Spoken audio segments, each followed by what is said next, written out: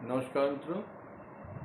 आज निफ्टी और bank Nifty bank दोनों ही अपने जो पहले जो रेजिस्टेंस थे उसके ऊपर ओपन हुए और जो सेकंड रेजिस्टेंस था उसको ब्रेक नहीं किए और इसी के बीच में मार्केट जो है वो क्लोज हुआ। यानी कि पिछले फ्राइडे को जब निफ्टी बंद हुआ था तो उसका उस समय ये रेजिस्टेंस जो पहला था वो 25,095 का था, तो उसको ब्रेक करने के बाद ही आज ओपनिंग हुई है और 25,191 का उसका दूसरा रेजिस्टेंस था। 25,151, 180, 82 तक मार्केट गया, लेकिन 151 का वो रेजिस्टेंस जो है वो तोड़ा नहीं और क्लोज जो है ये 25,127 पे किया। वैसे ही निफ्टी बैंक को देखिए अगर तो जो उसका पहला जो रेजिस्टेंस था वो करीब 51,780 के आसपास था। उसके ऊपर उसने ओपनिंग दिया, 220 पे ओपनिंग हुआ और जो दूसरा जो रेजिस्टेंस था उसको ब्रेक नहीं किया। दूसरा रेजिस्टेंस जो है 52,024 पे था, उसको ब्रेक नहीं किया, इसके बीच में रही हो गई। अब कल के लिए जो पोजीशन जो बनी है निफ्टी की और निफ्टी बैंक की, उसको देखते हुए ये रेजिस्टेंस और सपोर्ट लेवल जो मैंने निकाला है वो मैं आपके सामने रख रहा हूँ। रेजिस्टेंस जो पहला जो रेजिस्टेंस है वो 25,186 का, यानी कि 185-90 के बीच का पहला रेजिस्टेंस है। अगर मार्केट इसके ऊपर अगर जाएगा तो फिर आगे की तरफ बढ़ेगा, और नहीं तो अगर फिसलेगा तो जो पहला सपोर्ट है वो उसका होगा करीब 25,044 का, यानी कि रेजिस्टेंस 186 का, 25,086 का और सपोर्ट 25,044 का। इस रेंज में मार्केट निफ्टी का रहना चाहिए जो है। लेकिन अगर स्ट्रांग बाइंग आती है या स्ट्रांग सेलिंग आती है तब दोनों ही पोजीशन को ये जो है ब्रेक कर सकती है। यानी कि ऊपर का जो लेवल होगा वो 25,250, अगर ये 186 को ब्रेक करता है तो, और अगर 25,044 को ब्रेक करता है तो 24,960 ये दूसरा आपका सपोर्ट लेवल होगा। तीसरा जो लेवल होगा वो 25,385 का निफ्टी का ऊपर और नीचे सपोर्ट जो है 24,817 का। तो कुल मिला जुला कर देखा जाए तो निफ्टी में 250 पॉइंट का एक इंटरवल है, उसी में निफ्टी जो है ये 1-2 दिन उसमें चलेगा। सेम अगर निफ्टी बैंक देखिए, हम निफ्टी जब बैंक करते हैं ना, बैंक निफ्टी में थोड़ा सा डिफरेंस है, इसको आप समझिए। जो है यहाँ जो भी बात होती है ना वो फ्यूचर की बात नहीं होती है। अक्सर मैं देखता हूँ कुछ लोगों को कि जब मैं निफ्टी का सपोर्ट रेजिस्टेंस बताता हूँ या निफ्टी बैंक का, तो बैंक निफ्टी से अगर आप ले लेंगे ना तो फिर ये सपोर्ट रेजिस्टेंस आपका काम नहीं करेगा। तो जो भी मैं निफ्टी के बारे में या निफ्टी बैंक के बारे में बोलते हैं तो ये स्पॉट प्राइस की बात है, जो है फ्यूचर की नहीं है। तो स्पॉट प्राइस को समझ के इसको लीजिएगा। आज जो पहला जो रेजिस्टेंस होगा निफ्टी बैंक का वो 52,067 का, अगर ऊपर जाता है तो, और नीचे सपोर्ट जो है उसका 51,395 का, ये पहला सपोर्ट होगा। जो दूसरा जो रेजिस्टेंस होगा वो 52,316 का, और निचला जो सपोर्ट होगा यानी कि दूसरा सपोर्ट 50,972 का। तो ये कुछ रेंज हैं जो आप देख कर चल सकते हैं। अब आप जैसे कि मैंने पिछले वीडियो में भी कहा कि मार्केट हमारा डाउन ट्रेंड में है और इसमें से आपको थोड़ा थोड़ा स्टॉक अपने निकालने चाहिए। आपको लगता होगा कि मार्केट तो आज बढ़ गया, तो मेरा आपसे एक सवाल है। सवाल ये है कि आज इंडेक्स तो बढ़ा है, निफ्टी भी बढ़ गया, निफ्टी बैंक भी बढ़ गया, लेकिन क्या स्टॉक भी बढ़े हैं? आपका जवाब इसमें ना में आएगा। इसका मतलब क्या हुआ? इसका मतलब ये हुआ कि इंडेक्स में पोजीशन जो लोग शॉर्ट पोजीशन बनाए हुए थे वो लोग अपनी शॉर्ट पोजीशन को कवर किए हैं। तो कवर करने से क्या हुआ कि मार्केट थोड़ा सा बाउंस किया है।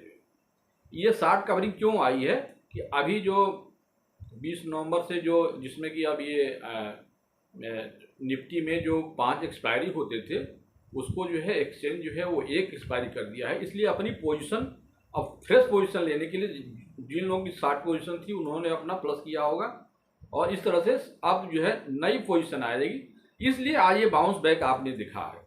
और मैं एक बार आपसे फिर कह रहा हूँ कि बाजार को ये जो आज की जो बढ़त है, इसको आप बढ़त मत मानिए।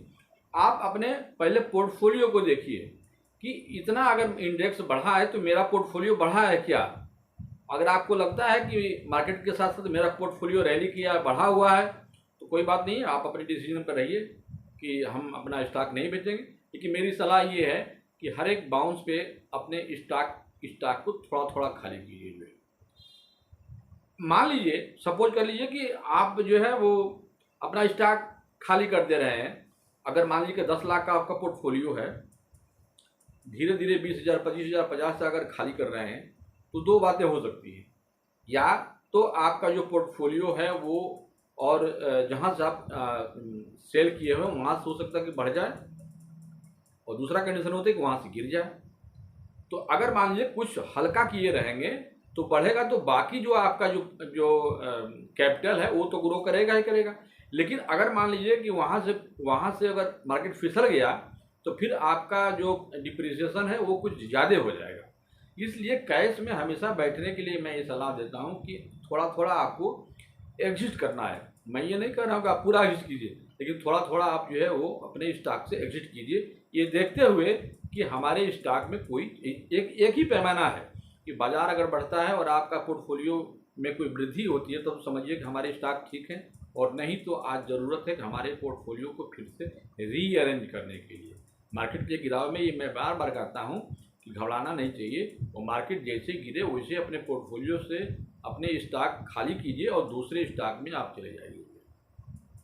शेयर मार्केट में कभी भी नोशनल लॉस होता है, ये रियल लॉस तभी होता है जब आप एग्जिस्ट कर जाते हैं पूरे उस मार्केट से जो है। तो नोशनल लॉस को एक शेयर से उसी में रह करके उसी में हम कमाएंगे ये नहीं सोचना चाहिए। अगर लॉस हो रहा है तो हम दूसरे स्टॉक में चले जाएं, इस तरह से आप परिवर्तन कर सकते हैं जो है। तो पोर्टफोलियो को आप अपना चेक कीजिए और इंडेक्स को चेक कीजिए। इंडेक्स और पोर्टफोलियो में कोई समानता है क्या, नहीं बढ़ रहा है, यानी कि हमारे पोर्टफोलियो में कुछ, हम जो शेयर स्टॉक खरीदे हुए हैं हमारे में कुछ ना कुछ कमी है। हम हो सकता है कि हम शेयर जो स्टॉक जो है वो गलत चुन लिए हुए हैं, तो बदलने का है। इस मार्केट में अगर आप देखिए तो दो सेक्टरों की रैली काफ़ी रही है, यानी कि एक तो आईटी सेक्टर और एक मेटल सेक्टर। इन दोनों की रैली से ही मार्केट इतना ऊपर गया हुआ है। आज भी अगर आप देखिए तो निफ्टी के जितने भी हैवी वेट हैं उसमें से अगर HDFC बैंक वगैरह का एक छोड़ दीजिए तो बाकी शेयरों में उतनी जान नहीं थी जो है। हाँ, निश्चित रूप से इन्फोसिस 1.5% बढ़ा हुआ था जो है, लेकिन अब मेटल जो रैली किया था, मेटल में अब सुस्ती आ रही है। जिस दिन मेटल और आईटी का स्टॉक गिरेगा उस दिन ये मान के चलिए कि हमारा ये निफ्टी और निफ्टी बैंक इन दोनों पे ही और प्रेशर पड़ेगा।